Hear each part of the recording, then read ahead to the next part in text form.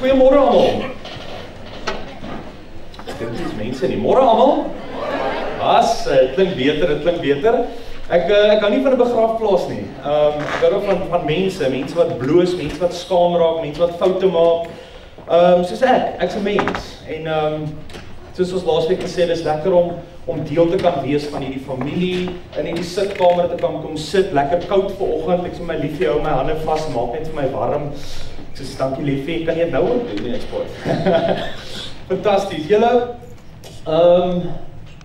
by the way, hoe het julle geweet dat ons vanoggend 'n bietjie chat oor genade en vrug dra en dit of werk dit maar net so uit? Dit is fantasties.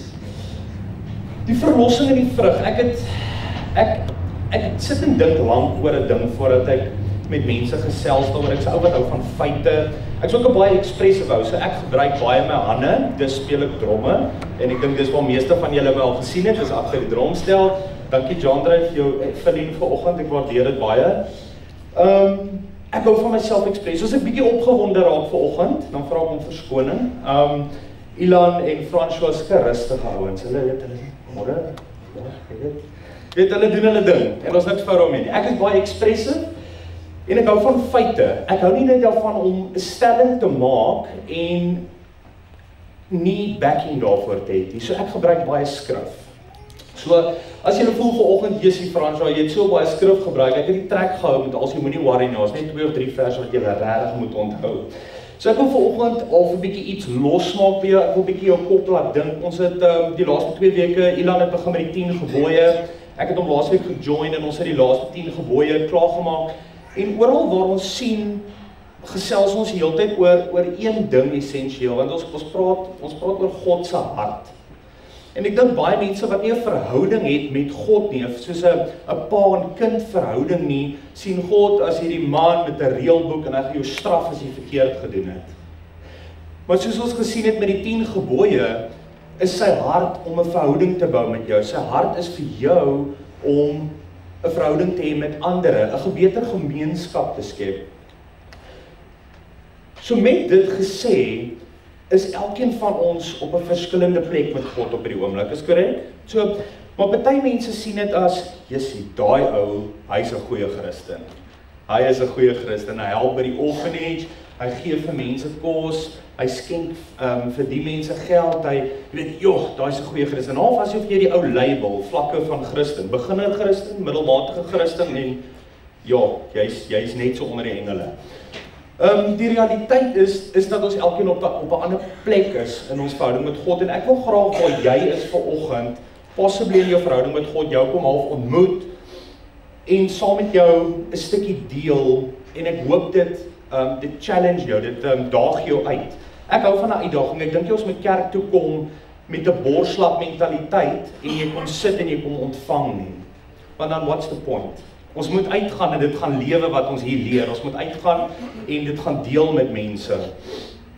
So met dit gesê, ek het vanoggend al in 2 gedeel. Ek gaan die eerste gedeelte wat ek gaan oor gesels vanoggend is die verlossing. En die tweede gedeelte waarvan ek gaan praat is die vrug. En ek het dit so opgedeel want almal fit min of meer in daai kategorie.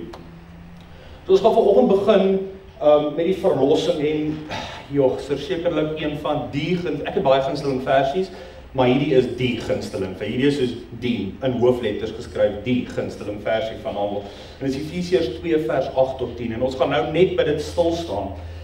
Ek wil gou vir julle eers iets anders lees. En Romeine 6 vers 23. En hierdie is half die probleem waarmee ons as mensdom sit, en omdat ons uit 'n sondige natuur gebore is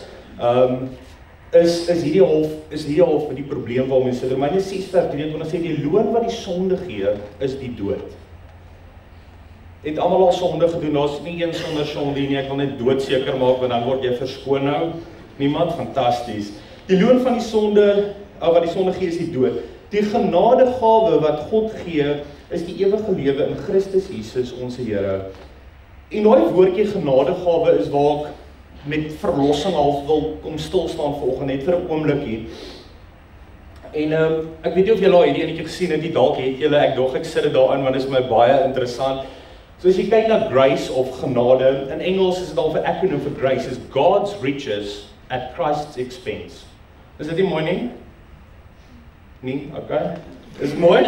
Is mooi, nee, dis oulik. God's riches at Christ's expense. En ek wil vanoggend gou met julle 'n videoklip deel. En ek moet sê dankie vir my vrou wat my gehelp het met die voorbereiding hiervan. Sy het eintlik op hierdie video afgekom en ek sit daar gisteraand toe sy die video vind, sy sê, "Liefie, wat van dit?"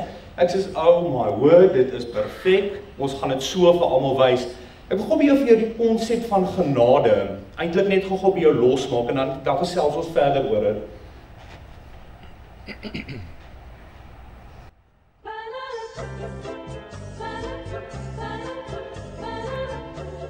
Next. Aisle, please. Some lying, some stealing, and some acts of kindness here and there. I tried to live a good life. Well, let's see how good.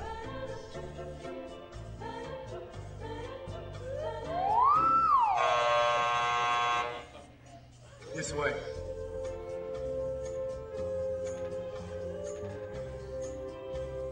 Next. Aisle, please. Okay, I admit it. I did a lot of bad things. Yes, I see. But I've done good things too, you know, to offset the bad things. Like, one time, I cheated on a test, but then I cleaned up trash in the park. That should balance out, right? Let's find out.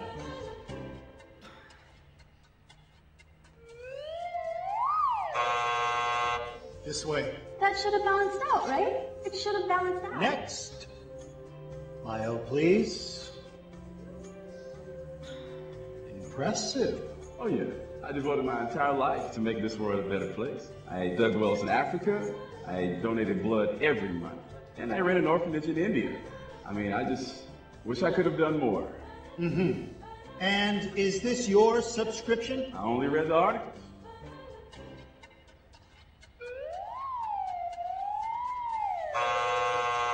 I only read the articles. I only read the articles. Next. My mom goes to church. Was baptized as a baby? Take American Express, right? Next. File, please. Whoa.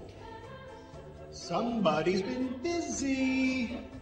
Well, let's get this over with. Sorry, I didn't know he was with you. Okay, step on the scale. Not you. Him.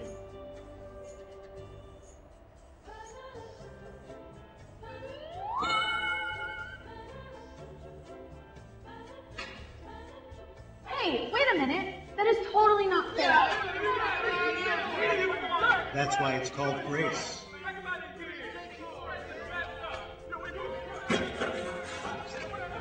Next. Right. Dood eenvoudige example van wat presies genade is.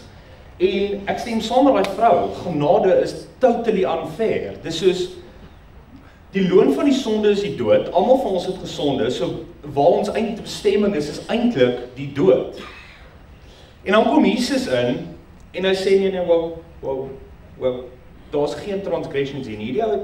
Ek het vir dit betaal reeds. Hierdie ou hoef genaamd nie vir dit te betaal nie. Ek het vir jou betaal. En hy tree in jou plek in en hy het reeds gesterf vir my en jou sondes, sodat ek en jy nie hoef nie. Hoe fantasties is dit? Niemand opgewonde saam met my daaroor nie? Dit is dankie, yes, dis great, dis fantasties om te weet dat iemand so diep vir my omgee. En ek weet ons hoor hierdie ding oor en oor van Jesus het gesterf op die kruis, maar is dit nie insane hoe lief God die Vader jou het, dat hy sy enigste seun opoffer om vir my en jou sondes te sterf, sodat jy nie hoef nie. Want Romeine sê die loon van die sonde is die dood. Dit is wat die wet sê, as ons nou praat oor wette en 10 gebooie, ons almal het die 10 gebooie al gebreek iewers, so volgens die wet, is die loon van ons sonde dood. Maar God sê nee, ek het 'n plan vir die man, ek het 'n plan vir die vrou, en hy kom staan in vir ons. So, grace, genade, verander die ballgame 'n bietjie. Dit maak dit half unfair vir ons, maar in ons guns, so ons is gelukkig en al so. En dan bring dit my by die volgende stuk skrifvers wat ek vir julle gesê het, is wel vir my gunsteling en ek gaan hom gou met julle share. En wat ons dan gaan doen is, ons gaan die skrifvers vat en ons gaan hom opbreek in 'n paar segmente, net gou vinnig by elkeen van hulle gaan stil staan en net gou daaroor gesels. So, Efesiërs 2 vers 8 tot 10 sê, julle is inderdaad uit genade gered, deur geloof. Hierdie redding kom nie uit julle self nie, dit is 'n gawe van God. Dit kom nie deur julle eie verdienste nie, en daarom het niemand enige rede om op homself trots te wees nie. Nee, God het ons gemaak wat ons nou is. In Christus Jesus het hy ons geskep om ons lewe te wy aan die goeie dade waarvoor hy ons bestem het. So daar's 'n hele paar interessante stukkies in daai vers en jy kan hom gaan lees as 'n geheel en 'n groot prentjie kry, of jy kan hom gaan opdeel in hierdie volgende paar konsepte soos wat ek hom uit het. So, vir my is daar 'n paar dele hiervan, en dit word gedefinieer, en die hoekom in dieselfde vers gesê. So, as ons kyk na uit die genade gered, dit is half God se deel. Hy sê, hoorie, ek het jou, deur my genade, my grace, I have saved you. Jy het niks om oor te haal nie. So dis half God se deel, en hoe dit plaasgevind het, soos ons almal weet, is die kruisdood van Jesus. Dan is daar 'n tweede deel aan hierdie. So, my deel, deur geloof. So dis half die stap wat jy moet neem om hierdie genade te kan ontvang. En ek dink die geloof praat ook baie van, en daar's al 'n kruisverwysing, en julle sal sien, julle kan op julle eie tyd gaan lees, Handelinge 3 vers 19, wat praat oor die bekering. So, om jouself te bekeer en geloof te hê in God, is jou metode hoe om hierdie geskenk te ontvang. En dis die lekker ding van geskenke. My pragtige vroutjie is baie lief vir verjaarsdae. Verjaarsdae is wel bitter belangrik. En op 'n verjaarsdag kry jy 'n geskenk. Ek weet nie hoekom tot vandag toe regtig hoekom nie, maar ek kla nie. Ek kla hoegenaamd nie, en ek seker of van julle ook nie. Om 'n geskenk te kry is lekker en jy ontvang dit. Jy het niks gedoen om dit te kry nie. Jy het niks gedoen om dit te verdien nie. Dit word aan jou gegee. So ek kan nou vir julle oproep en sê, hier is vir jou geskenk, en as jy met jou hande agter jou rug staan, dan gaan jy dit ons nie ontvang nie. En dis dieselfde met God. Hy het hierdie genadegawe, hierdie geskenk van grace, die geskenk van genade vir jou kom gee. Jou gedeelte daaraan is, dankie pa, ek waardeer. Dis great, dis fantasties. Jy moet dit ontvang. So, dan gaan hy die vers verder en hy breek dit vir my op, en dis waar dit half het vir my definieer. Hy sê, nie uit julle self nie. Dit is 'n gawe van God, 'n geskenk van God, sê party vertalings julle. Ja, jou Bybel sê dit dalk 'n bietjie anderste, maar dit kom neer op dieselfde konsep. En ek hou daarvan dat dit sê nie uit julle self nie. Want dit sê vir my, en as ons praat van, en dit is op 'n plek waar jy met jou verhouding met God is jy sê soos, ja, ek het my hart in Stande 2, 1967 het ek my hart vir die Here gegee. Ek behoort nog okay te wees vandag. Of soos ek, wanneer was dit, 1993, daarom, Sebees, dan het 1, jy weet, is ek nog okay? Het ek nog 'n free pass, het ek nog hierdie geskenk wat ek ontvang het? En dis by die beauty of it is, niks wat ek of jy kan doen, kan genade verdien nie. Jy kan nie 'n goed, beter en beste Christen wees, en meeste, wat ook al die volgende trap van vergelyking is, jy kan nie meer genade ontvang nie. God sê, hier is die genade, ek gee dit vir julle. Vat dit en gebruik dit, tot jou voordeel. So, niks wat jy kan doen, so, whether jy nou R2 in die kollektemaandjie gooi, of R300.000, enige iemand? Nee, ek spot. Whether jy nou jou hele maand salaris in die kollektemaandjie gooi, of R1 in die kollektemaandjie gooi, whether jy nou vir orphanage skenk of nie, niks wat jy kan doen, gaan hierdie genade vir jou beter maak, gaan jou plek en jou sitplek nommer in die hemel verseker nie. Al wat jy moet doen is om die geskenk te ontvang, en dis my pragtig. En as ons praat van die hoekom gedeelte, is so, hoekom, ons praat die hele tyd met die 10 gebooie oor God se hart is dit, God se hart is dat, en hierdie half is vir my die defining moment in hierdie skrifvers wat vir my God se hart spreek. Hy sê, hoekom? Om ons lewe te wy aan goeie dade. En net daar, ek wil amper sê, beaam my die definisie van. So, jy is nie gered deur jou goeie dade nie. Jy is gered om goeie dade te kan doen. En dis fantasties. En nou verander op hoekom jy dit doen, want baie van ons, en ek seker of van dit hang waar jy in jou verhouding met God op hierdie stadium van die plek is, maar baie mense doen goeie dade, sodat hulle voel, jy weet, God is okay met my, ek het groot tiende gegee die maand, ek het mense gehelp, en jy voel goed oor jouself, en nou dink jy verdien God se genade. Ek wil vir jou sê, jy verdien dit nie, in fact. Dis as gevolg van hom, en wat sy doel vir jou lewe, sy hart vir jou lewe is, dat hy sê, ek gee vir julle die geskenk, om julle lewe te wy aan goeie dade. En dis fantasties, so, daai, kom ons sê, fase van hierdie hele boodskap, die verlossing. So, anders sit jy hier vandag en jy het nog nooit die Here aanvaar nie. Jy het nog nooit daai genade geskenk aanvaar en ek wil vir jou sê en ek maak die vloer reg oop vir dit. As jy dit nog nooit gedoen het nie en jy sit hier vandag en jy het 'n behoefte, asseblief kom sien my na die tyd. Ek en Francois en Ilan sal hier voor wees en ons gaan saam met julle bid en ons gaan vra dat God daai vir jou geskenk, wel hy het dit klaar vir jou gegee, maar ons gaan vra dat jy gehelp kan word om daai geskenk te aanvaar. En ek wil regtig dit oopmaak volgende. As daar iemand is met so 'n behoefte, jy is welkom om ons na die tyd te kom sien. Die tweede gedeelte van die verlossing en waar jy met die Here heiliglik is in jou lewe, is jou versekering van verlossing. Want almal, wil net weet, gaan ek okay wees? En dis my great om te hoor dat mense op hulle sterfbed tot bekering kom en net daar en dan vir die Here sê, Here, ek is jammer, ek het my hele lewe gemors op simpel wêreldse dinge en ek het nooit 'n verhouding met U aangeknoop nie. Ek het nooit hierdie genadegawe ontvang nie. En dis fantasties om dit te hoor, maar ek wil vir jou sê, jy kan vandag daai wilsbesluit, moenie wag tot op jou doodsbed nie. Dalk het jy nie die geleentheid nie. Who knows? Ek kan van hier af uitdraai en hier by die T-junction hier voor, wham, maak hom betrok. Ek was nooit voorbereid nie. Soos ek wil nie hê en dit is een van my uitdagings vandag. Ek wil nie hê nie en ek is baie ernstig hier hoor. Moenie by daai deur uitstap vandag as jy nie seker is dat jy alright is nie. En ek wil ook nie hê jy moet dit doen uit vrees uit nie. Want om bang te wees om dood te gaan, en bang te wees vir waartoe jy gaan, te vaai op die punt en jou intensie vir hoekom jy God wil aanneem.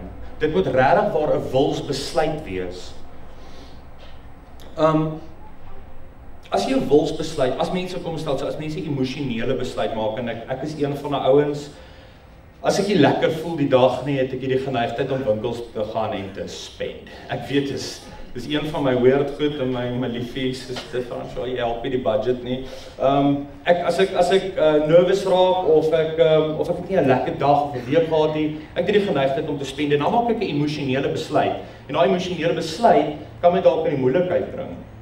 Maar as ek 'n wilsbesluit maak, sê hoorie, ek voel nou nie lekker nie, maar ek gaan nou my bankkaart net een kant toe stoot, want ek gaan in die moeilikheid kom. As jy op 'n plek kom en sê, Here, ja, ek is bang vir wat gaan gebeur as ek doodgaan. Ek weet nie waartoe ek gaan nie. Ek is nie verseker van my verlossing nie. Maar ek maak vandag 'n wilsbesluit om 100% op bekering te kom, aan die ander kant toe te stap en my lewenstyl te verander en vir U te lewe en vir U groot nou, nie vir myself nie, vir U. So dis 'n great plek om te wees in jou lewe. So en baie van ons is daar. So as jy nie verseker is van jou verlossing nie, wees verseker. As jy daai geskenk ontvang het, kan niemand dit van jou af wegneem nie. Niemand nie. En God of althans Jesus het gesterf vir daai sondes. Dis betaal. Jy hoef niks te betaal nie. So die volgende plek waarin jy in jou lewe mag bevind met jou verhouding met God is 'n plek waar jy het nie jou hart vir die Here gegee, jy gaan kerk toe, maar daar wys niks nie. En ek dink dis 'n plek waar ek dink probably 95% van ons huidig hier sit is, jy het jou hart vir die Here gegee, jy lees jou Bybel, jy bid, maar dis dit. Ek wil vir jou sê, deur om kerk toe te kom, maak jy vir jou kind van die Here nie. Deur om 'n 10de te gee, maak nie jou kind van die Here nie. Deur om in 'n garage te bly, maak nie van jou 'n kar nie. Om in 'n koekieblik te bly, maak nie van jou 'n koekie nie. Dis daai verhouding wat jy met God het. En ek seker daarvan, as jy 'n ware verhouding met God het, gaan dit wys. As jy 'n appelboom is, gaan dit wys. Daar's vrugte wat gedra word. So, ek het half 'n double-edged sword, tweesnydende swaard. Met Afrikaanse term is bietjie opskerp. 'n Tweesnydende swaard. So, die vraag is, as God dan nou wil hê ek moet vrug dra, ek my hart vir die Here gegee en ek moet dit nou begin wys. My lewe moet hierdie vrug wys van die saadjie wat God in my geplant het. Die vraag is egter, wat gebeur as ek nie vrug dra nie? En ek dink baie van ons kan ons self assosieer met daai fase van jou lewe met God of daai fase van jou verhouding is ek ken die Here, ek dien die Here, maar ek voel nie of ek lyk nie asof ek vrug dra nie. En dan wil ek graag met julle 'n volgende stuk skrif deel. Ek is die ware wingerdstok en my Vader is die boer. Elke loot aan my wat nie vrugte dra nie, sny hy af. Maar elkeen wat vrugte dra, snoei hy reg, sodat dit nog meer vrugte kan dra. Julle is al reeds reg gesnoei deur die woorde wat ek vir julle gesê het. Julle moet in my bly en ek in julle. 'n Loot kan nie uit sy eie vrugte dra as hy nie aan die wingerdstok bly nie, en so julle ook nie as julle nie in my bly nie. Ek is die wingerdstok, julle die lote. Wie in my bly en ek in hom, dra baie vrugte, want sonder my kan julle niks doen nie. As iemand nie in my bly nie, word hy weggegooi soos 'n loot en hy verdroog. Die mense maak sulke lote bymekaar en gooi dit in die vuur en dit verbrand. As julle in my bly en my woorde in julle, vra dan net wat julle wil hê en julle sal dit kry. My Vader word juist daardeur verheerlik dat julle baie vrugte dra en my disippels is. As dit sê, ja, Francois, hy sny my af. Hy laat my verdroog. Hy gooi my in die vuur. Dit klink soos 'n baie, kom ons noem dit 'n offensive skrifversie. Jy voel al, wow. So ek dink, om dit te verstaan wat die skrif vir ons daar probeer sê, en nie dat jy 'n rocket scientist of Frans nou gesê ons het teologie geswat en als, dit klink fantasties, maar dit het sy voordele en sy nadele soos enige iets, maar wat ons in teologie geleer het is om half om skrifverse te vat en dit half te ontleed. Kom ons gebruik om wat beteken daai woord? Soos die woord liefde, oral in die woord van liefde. Maar liefde het 'n paar betekenisse. So wat 'n liefde word na verwys. So wat ek hierna wil gou kyk is, nommer 1, wat is die vrug waarna verwys word? En wat is die afsny waarvan verwys word? Want afsny klink vir my redelik na 'n ernstige saak. So, wat is die vrug? Die vrug is ons gedagtes, ons gesindhede en dade wat God vereer. Galasiërs 5 vers 22 tot 23 sê die vrug van die Gees daarteenoor is liefde, vreugde, vrede, geduld, vriendelikheid, goedhartigheid, getrouheid, nederigheid en selfbeheersing. Nou, meeste van julle dink ek, ons bly nou in 'n pragtige wynarea, 'n wynboerarea. En ons ken, nie ek te veel nie, my pa se appelboer, so, maar dieselfde konsep beplaas. Daar kom 'n seisoen in die boom se lewe waar hy gesnoei moet word. Daar kom 'n seisoen waar hy sy kleurvolle blare laat val. En daar kom 'n seisoen waar hy vrug dra. En ek wil vir jou sê, in jou lewe en in my lewe en ons pad met God, is daar ook seisoene. Want ek kan vir julle almal nou vra, jy gaan vir my probably sê, ja, dis ek daai Francois, dit gaan nie altyd goed nie. Dit gaan partykeer sleg, dan voel jy ver van die Here af. Dit gaan partykeer goed, dan sê jy, ja, Here is goed vir my, en ek wil net God met almal deel, en ek wil net vir almal vertel hoe excited is ek oor die Here, en dit wat hy vir my doen, dit wat hy vir my familie doen, hoe hy vir my provide, en die ou net langs jou, nou is dit, ja, dit gaan swaar uiteindelik. Dis moeilik om excited te wees oor die Here in die term afval. So, wat as ek nie vrug dra nie? Johannes, soos ons nou gesien het, sê, elke loot wat aan my nie vrug dra nie, sny af. Nou, ek weet nie wie van julle bekend is met Strong's numbers nie. Jy kry 'n Bybel wat klein nommertjies het langs elke woord in die Bybel. En saam met dit gaan dan 'n definisie wat uit die oorspronklike Grieks uitkom en al die ander tale. En ek wil dit graag met julle vanoggend deel. Sny af, en party vertalings sê neem weg, is die Griekse woord ario. En ario beteken om op te lig of op te neem. As julle sal sien, ek het nou die voorbeeld van wingerd gebruik, aangesien die skrif ook die voorbeeld van wingerd gebruik, is iets wat ons almal verstaan. Daai afsny is nie afsny soos daar gaan jy, ek wil niks met jou te doen hê nie. God sê, daar kom 'n tydperk in jou lewe, wat daar, ek moet 'n bietjie trim aan jou. Daar's goedjies wat ons moet afsny, daar's goed waarvan ons ontslae moet raak, goedjies wat jou verhinder om met God 'n verhouding te hê. Whether dit is dat jy sit heeldag voor jou TV, dis al wat jy doen, jy spandeer nooit tyd met God nie. As jy soos ek is, jy is op Facebook. Kyk wat almal doen. Ek sê vir ons almal is relatief skuldig aan daai een. Hardloop permanent deur die newsfeed in plaas van om op te kyk en verhoudinge te kweek met die mense rondom ons. En weer eens, hier kom God se hart uit. God se hart is nooit om jou weg te sny, af te chop. Daar gaan jy nie. Sy hart is vir jou om te groei. Sy hart is vir jou om met die mense rondom jou 'n goeie verhouding te hê, 'n goeie gemeenskap te bou. En dis hoekom dit vir my lekker is, soos wat ons laas Sondag sê, om hiernatoe te kom, om saam met hierdie familie of in God se sitkamer te kom sit en te gesels en saam te groei en saam te journey en saam, waar ook al jy is in jou verhouding met God, whether jy nou baie vrug dra of min vrug dra, dis irrelevant. Jy's 'n kind van die Here, jy's uit genade gered. So dis verligtend om te weet dat daai sny af beteken eintlik om op te lig of op te neem. En as jy sien die prentjie daar is nou juist daai seisoen van die wingerd waar jy sny al die onnodige lote, die droë lote af, jy bind hom weer mooi en soos julle kan sien, wat is die volgende stap wat daar gebeur? Daar begin nou nuwe takkies uitkom en hy's reg vir die volgende seisoen en hy lyk weer mooi groen en hy gaan weer mooi vrug dra. En daai seisoen is baie nodig in elke van ons lewe. So het ek sê, God se hart is om diegene wat nie vrug dra nie te dissiplineer, sodat hulle meer vrug kan dra. En dis presies wat ons gesien het in die laaste 2 weke met die 10 gebooie. Dis presies dit. So nou vra ons die vraag, so hoe sny God in my lewe? En ek gaan klaarmaak met dit. Hoe snoei God? Hoe dissiplineer hy my? Hoe help hy my aan? So ek het wat ek noem die forme van dissipline wat in die skrif voorkom. En soos ek sê, ek hou van die skrif, jy weet sê altyd vir my, hoe wat ons sê nou is reg, nie is reg, God sal snoei. Hoe snoei hy? En hier's 'n paar skrifversies uit Hebreërs uit sê, my kind, moenie mismoedig word as hy jou teregwys nie. Francois, jy weet jy was nou verkeerd. Jy mag nie dit gedoen het nie. So daar's teregwysing, is een vorm. Want die Here tug hom wat hy liefhet. Nou ek weet nie van julle nie, maar my tugtiging as kind was nie al te pragtig nie.